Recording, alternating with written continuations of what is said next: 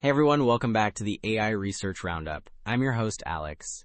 Today, we're diving into a recent paper, published January 22nd, 2025, called RM Bench, Benchmarking Reward Models of Language Models with Subtlety and Style. So this article points out that current ways of testing reward models, well, they often miss the mark.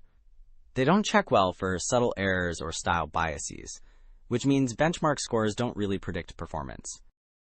Alright, Table 1 gives a great example of this problem. It shows 3 responses about Schrödinger's cat, judged by one reward model.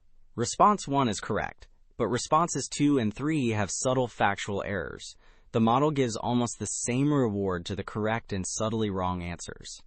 4.48 versus 4.47.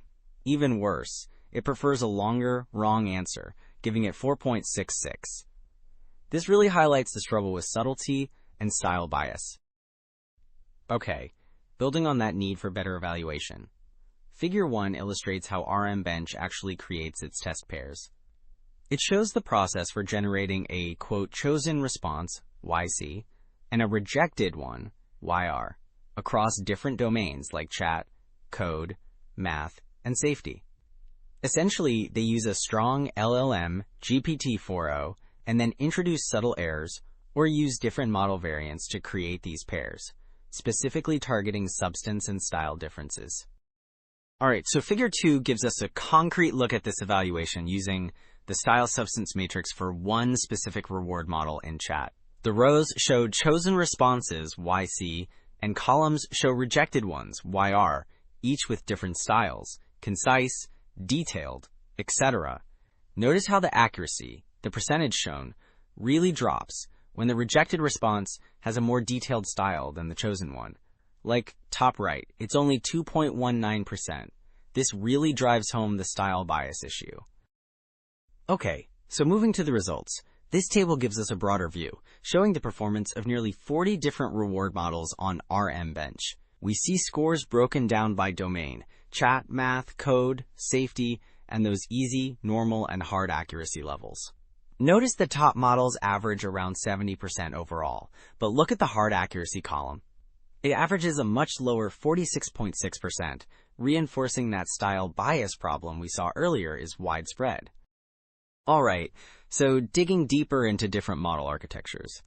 Table 4 here gives us a comparison between DPO models and sequence classifiers, looking at their average accuracy on RM Bench across various training datasets.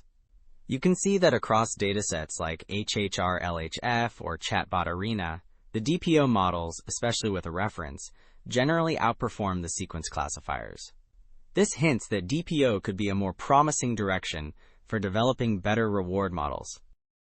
Okay, so following up on that DPO comparison, Figure 5 really shows why this new benchmark is useful. This scatter plot illustrates the correlation between reward model performance on RM Bench and the actual performance of policy models trained using those rewards. There's a clear positive trend, a correlation of 0.55. This indicates RM Bench scores are much more predictive of downstream success compared to previous benchmarks, which is a key goal here. So, that positive correlation really underscores the value of RM Bench. It shows that by focusing on subtlety and style bias, this benchmark gives a much better signal for choosing reward models that will actually improve policy performance. The results clearly highlight significant weaknesses in current models, especially concerning style bias, showing there's plenty of room for improvement. Well, that's all for this AI Research Roundup. Thanks for joining me. I'm Alex.